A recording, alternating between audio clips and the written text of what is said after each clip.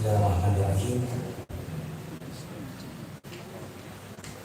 Assalamualaikum warahmatullahi wabarakatuh.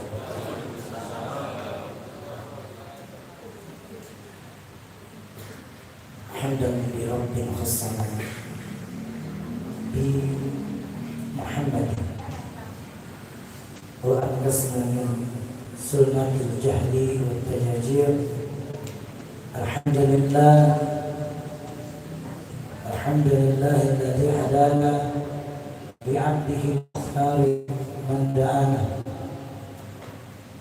ilaihi bil-idni wa qad hadana labbaika ya man da'ana wa hadana. Allahumma salli wa sallim ala sayyidina Muhammad wa ala ali sayyidina Muhammad. Inna Allaha wa malaikatahu yusalluna 'alan nabi ya ayyuhalladzina amanu sallu 'alaihi wa sallimu tasliman. Amma ba'd. Jamaah, nanti insyaallah Ahad ini dan Ahad berikutnya kita akan membahas tentang kitab karangan Imam Asy-Syafi'i, dan insyaallah Ahad ini dimulai tentang hukum taharah.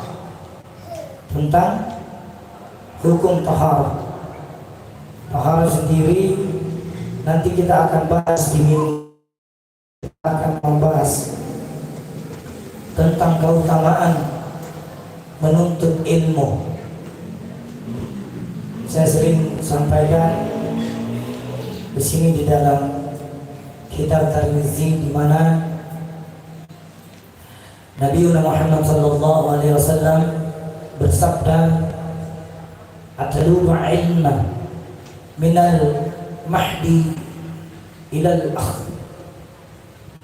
Sini dikatakan bahwasanya menuntut atau mencari ilmu dari bayi hingga ke liang kubur. Lahat itu artinya liang. Jadi dalam menuntut ilmu itu tidak ada masa pensiun. Kalau mungkin jabatan itu ada masa pensiun, tapi dalam menuntut ilmu tidak ada kata terlambat. Tidak ada kata terlambat. Sebab orang yang duduk menuntut ilmu atau mendengarkan ilmu itu tidak ada kata umurku sudah tua. Tidak ada. Salah satu cara kita menuntut ilmu dengan cara menghadiri majelis ilmu, duduk mendengar ilmu. Kalau kita tidak bisa menjadi orang yang bisa mengajarkan ilmu, minimal kita bisa menjadi manusia yang mendengarkan ilmu. Dengan begitu saja. Ada orang mendengarkan ilmu, IQ-nya itu kuat. Ada juga orang dia mendengar lewat kanan, dia membuang lewat kiri. Nah, di sini di dalam kitab dikatakan, man arada dunya fa'alaihi bil ilmi. Barang siapa yang menginginkan soal-soal yang berhubungan dunia bil ilmi, maka wa man aradu al akhirat fa'alaihi bil ilmi. Kalau kau mau sukses di dunia, ambil itu ilmu dunia, kau sukses bil ilmi. Wa man arada fa alaihi bil ilmi. Begitu juga kalau kau mau tahu tentang urusan akhirat, maka duduklah di tempat di mana yang membahas tentang urusan akhirat. Jadi kalau kita mau sukses di dunia, maka ambil ilmunya. Seorang pedagang misalnya mau sukses dengan dagangannya, Ketika dia mendengarkan suara azan berkumandang, sehebat apapun pembelinya, dia akan tinggalkan pembeli itu demi mendengarkan komandan azan yang dikomandangkan oleh para muazzin dari masjid ke masjid. Allahu Akbar, Allahu Akbar. Sesibuk apapun kalian, sehebat apapun bisnismu, sehebat apapun uang yang kalian mau tanda tangani itu hari, ketika mendengarkan suara azan, maka bergegaslah engkau meninggalkan bisnismu, usahamu, pekerjaanmu, rapatmu, dan pertemuanmu. Untuk apa? Untuk mencari ridho Allah melalui panggilan Allah Jalla Jalaluhu. Alhamdulillah. Ini enak tuh. Panggil Allah, Allahu Akbar, Allah.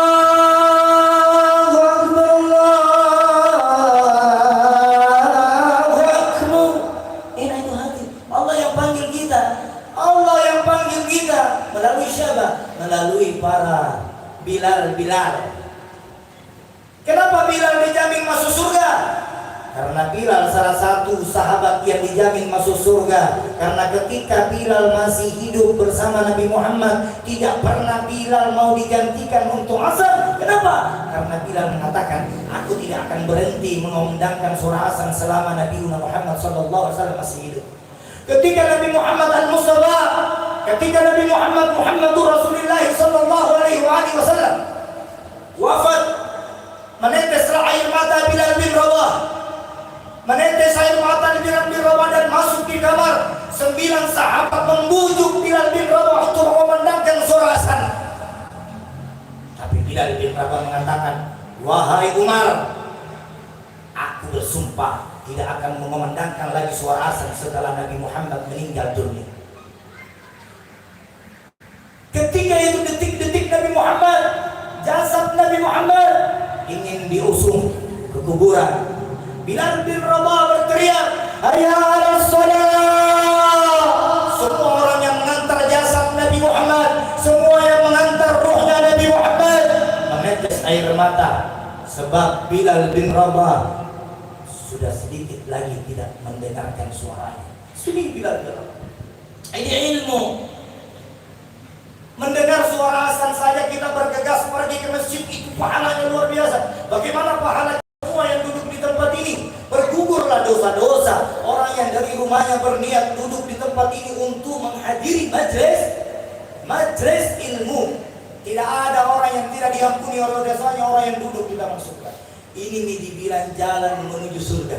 Kalau ada orang bertanya, di mana jalan menuju surga? Jalan menuju surga berada di masjid, di majelis ta'lim, di majelis zikir, di majelis ilmu, majelis hasanah, majelis yang di dalamnya ada yang dikumandangkan salawat kepada baginda kita Nabi Muhammad sallallahu alaihi wasallam.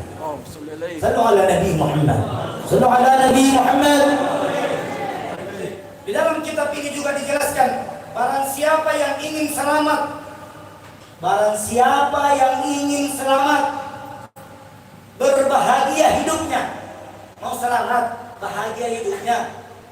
Bu, saya mau tanya, selamat itu bersusah-susah dulu atau bersenang kemudian? Kalau kita mau selamat, susah-susah dulu. Begitu juga orang kalau mau sukses, bersusah-susah dulu. Tidak ada orang yang langsung sukses. Ya, kecuali sukses jalan pintas, merampok bank. Sukses jalan pintas dengan cara merampok bank. Rampok bank apa? Itu sukses jalan pintas.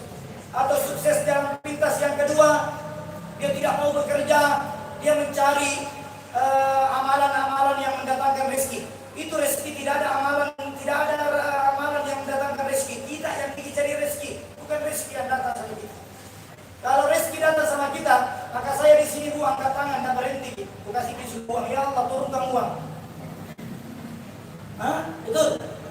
Tidak ada nih orang miskin kalau rezeki itu begitu kita minta harus usaha.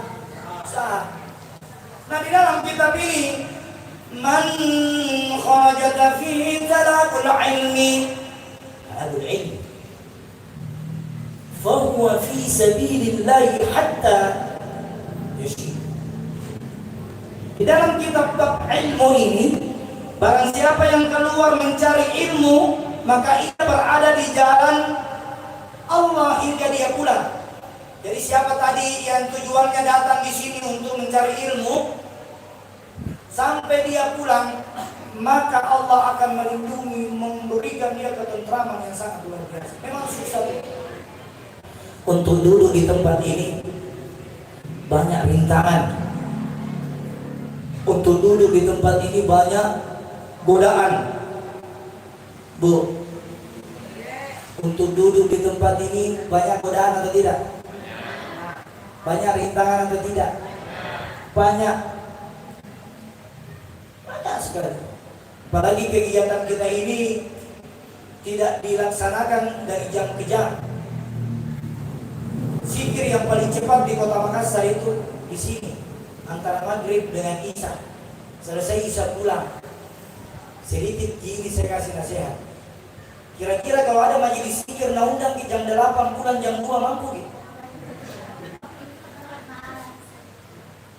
Panjang, itu pendek Bu. Saya pernah diundang di daerah salah satu daerah Tuban waktu saya melaksanakan tur Wali Songo.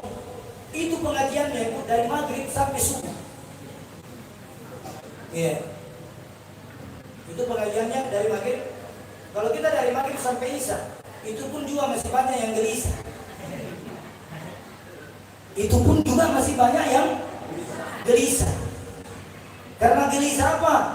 Orang mau pulang, ada yang keram-keram kakinya, apalagi yang sakit-sakit pinggang, dan loyo-loyo, umur 50 ke atas, 60, 70, ya sambil tunggu-tunggu kakinya. Ada mana gitu. Mau pulang,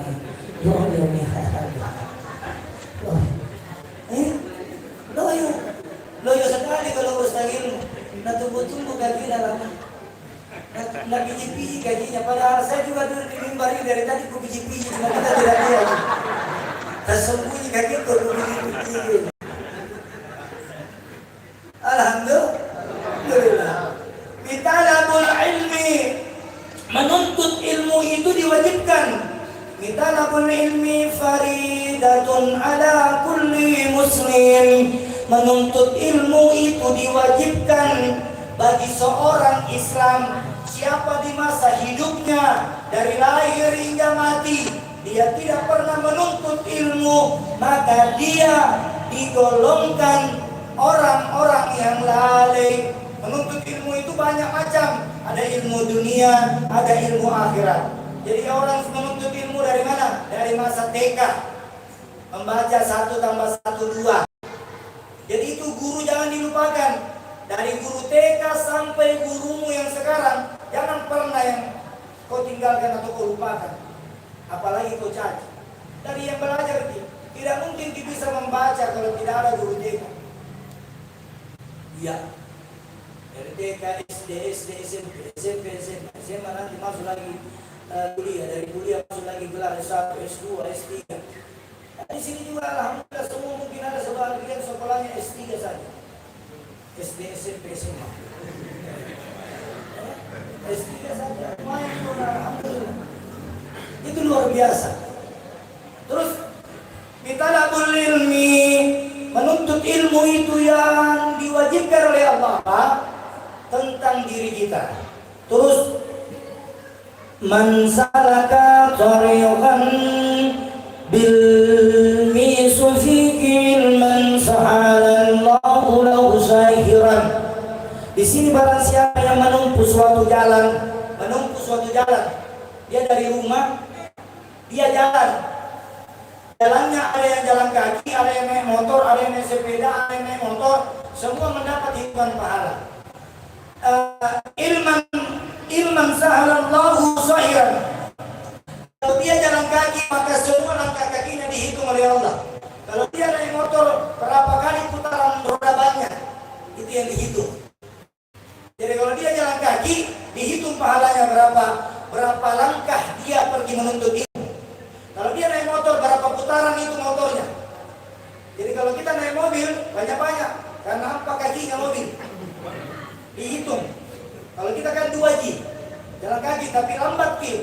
mobil 4 kakinya, motor 2 rodanya. Mana yang lebih banyak pahala? Naik mobil kah? Naik motor kah? Naik sepeda kah? Atau jalan kaki? Jalan kaki. Karena mobil 4 rodanya itu cepat. Motor juga 2 rodanya itu bisa cepat. Sepeda ya kayak orang lari-lari santai. Tapi kalau jalan kaki banyak. Jadi itu semua. Dihitung bukan 1 langkah saja, 2 kaki. 1, 2, 1, 2, 3, 4 dihitung. Di sini apa kitabnya? 1 langkah dari kalian yang keluar dari rumah tujuannya menuntut ilmu, maka bergugurlah dosa dari dosa-dosa yang kalian perbuat dari pagi hingga malam. Bergugur. Kalau dosa itu ada di kaki kananmu, maka kaki kananmu yang kau gunakan melangkahkan pergi di tempat ilmu, maka kaki kananmu dibersihkan dosanya oleh Allah. Dibersihkan. Hilang. Terus apa lagi hadisnya?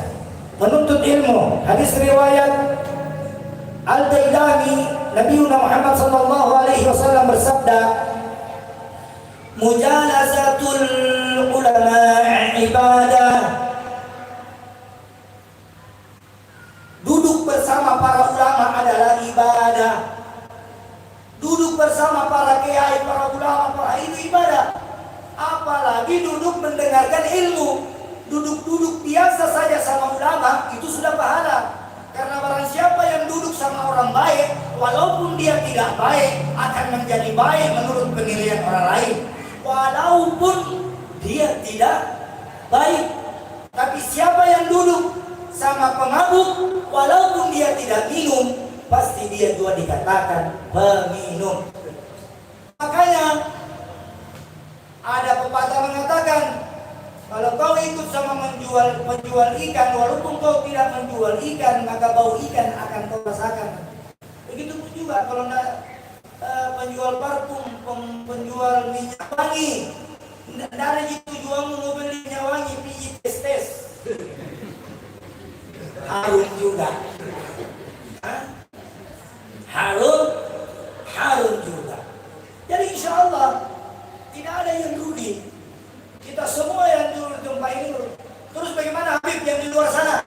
Di luar kita, alhamdulillah. Seandainya kita dengar itu semua kuburan di sana, alhamdulillah. Tiap hari kita dengar pengajian.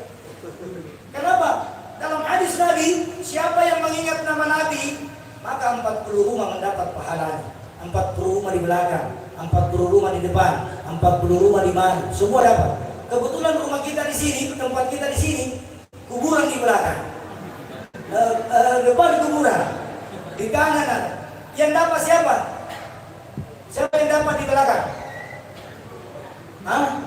Kuburan. Yang dapat di depan siapa? Kuburan. Semua dapat. Alhamdulillah. Kenapa? Itu orang meninggal, yang dia tinggalkan itu jasadnya. Jadi tidak ada orang yang meninggal. Ditinggal sama siapa? Ditinggal sama tubuhnya. Ruhnya ini masih berproses sekitar 9 alam. Masih ada proses 9 alam yang akan dilalui. Inna min ijlalillahi ikrimal ilmi wa du'a. Siapa yang duduk di majelis ilmu lalu dia berdoa sesuai hajatnya, maka doanya akan dikabulkan. Dia berdoa sesuai hajat.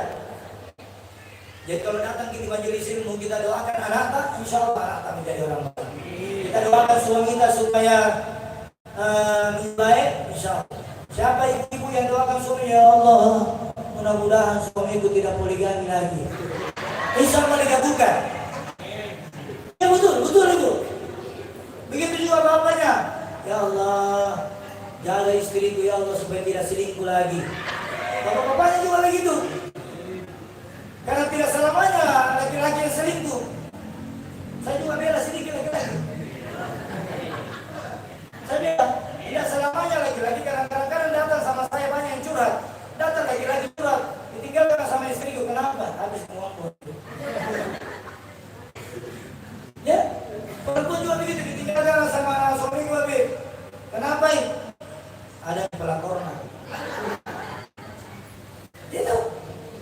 Tapi ini semua tidak selamanya. Ada kan? Ada lagunya. Ada yang hafal lagunya itu? Tidak semua.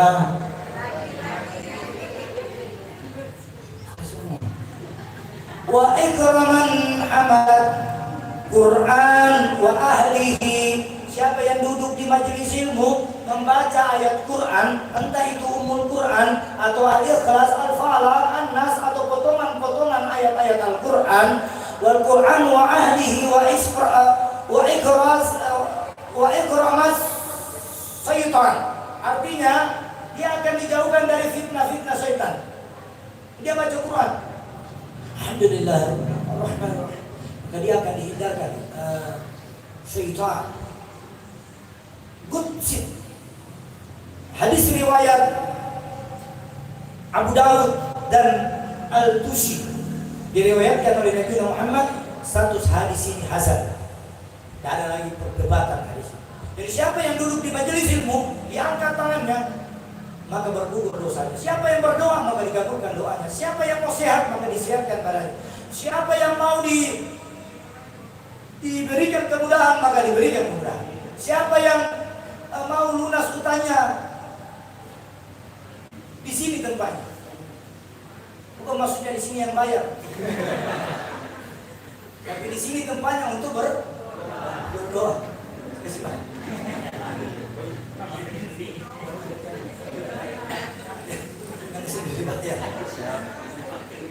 Nanti ya. Man yuridullahu bihi khairan. Barang siapa yang dikehendaki oleh Allah, man yuridullahu bi khairin yuqaddihu fi din. Barang siapa dunianya akan dimudahkan, urusan agamanya akan dimudahkan, sakratul mautnya akan dimudahkan, husnul khatimah, dan dihindarkan dari mati su'ul khatimah. Ini kenapa? Karena kita bukan datang untuk apa? Datang mendengarkan zikir la ilaha illallah subhanallah, zikir mendengar sirah-sirah subhanallah. Sudah itu ceramah lagi. Terus di dalam kitab lain masalah tentang keutamaan menuntut ilmu. Barang siapa yang jalan dalam rangka mencari ilmu, maka Allah akan tunjukkan baginya salah satu jalan dari jalan-jalan menuju ke surga. Jadi salah satu jalan-jalan menuju ke surga itu adalah sering-sering duduk di masjid, sering-sering duduk di majelis zikir. Kenapa? Karena orang yang jarang duduk di majelis zikir, maka nanti jalannya di Sidratul Muntaha dia tidak lihat. Bahkan ada orang yang baru berdiri di jembatan Sidratul Muntaha, baru berdiri dia jatuh. Kenapa? Karena dia jarang duduk di majelis-majelis ilmu, di jalan-jalan menuju yang membawa dia masuk ke dalam surga. Jarang nih. Jadi banyak duduk di tempat-tempat yang lain, membuang-buang waktunya. Jadi jangan kau heran nanti kalau di jembatan nanti berdiri semua orang, setelah dikumpulkan di padang mahsyar, diperlihatkan semua dan dipertontonkan semua dosa-dosa kalian, maka diperjalankan lagi kalian di jembatan yang namanya jembatan Sirat. Disitulah di jembatan nanti akan antri satu persatu duduk untuk melewati jembatan ini. Kalau kita berdiri di jembatan, tidak susah kita nyebrang. Tidak susah kita kenapa?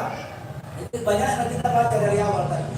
Pahala sholat maghrib berjamaah itu pahalanya sangat luar biasa. Dan barang siapa antara maghrib dengan isya dia tidak berdiri dari tempat duduknya, dia berzikir, dia bertahmid, dia bertahlil, dia membaca Quran, maka pahala antara maghrib dengan isya itu berapa ribu juta ya Allah.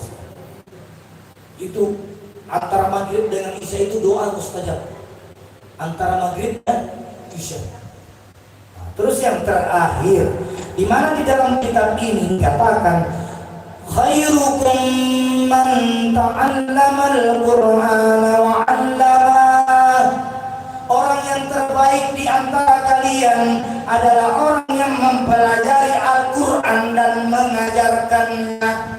Orang yang paling terbaik di antara kalian, orang yang tahu membaca Al-Fatihah, lalu dia mengajarkan kepada orang yang tidak tahu membaca Al-Fatihah. Orang yang memahami Al-Quran Al-Quran, lalu dia ajarkan ilmunya kepada orang yang tidak tahu membaca Al-Quran, maka pahalanya akan diberikan oleh Allah. Inna min asaddun nas ashaban yaumal qiyamah alimun yanfa'ullah bi'ilmi. Maka nanti di yaumil qiyamah orang yang selalu berbagi-bagi ilmunya yang dia dapatkan, maka ilmu itu akan membawanya keselamatan dari yaumil akhirat nanti. Begitu juga kalau ada ilmu tak, kalau sekte nanti itu ilmu akan mendidik sendiri. Berdosa orang yang punya ilmunya lalu dia tidak sampaikan sama orang lain. Makanya tidak gampang itu orang berilmu. Kalau ada kita tahu di sini bu, pulang di sebentar, sampaikan sama orang. Jangan cuma kita cerita, share, saya sampaikan. Tadi saya begini, dia begini. Ilmu. Tadi yang terakhir ya. Lanjut. Allahumma inni as'aluka ilman nafi'an wa rizqan thayyiban wa amalan. Berdoa selalu, ya Allah, sesungguhnya saya minta kepada Engkau ilmu yang bermanfaat, rezeki yang baik, ilmu yang bermanfaat, rezeki yang baik, dan amalan itu diterima, rizki.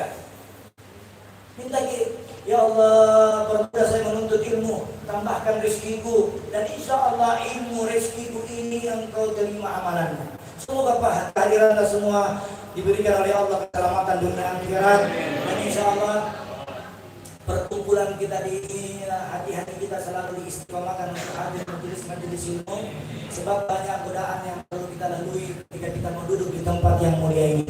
Insya Allah semoga apa yang saya sampaikan, ilmu yang saya sampaikan, saya sudah sampaikan, dan ilmu yang kita dengar, sampaikan lagi sama orang agar kita semua mendapat pahala di sisi Allah Subhanahu wa Ta'ala. Mungkin itulah yang saya bisa sampaikan. Mohon maaf lahir batin. Wabillahi taufiq wal hidayah. Wassalamualaikum warahmatullahi wabarakatuh.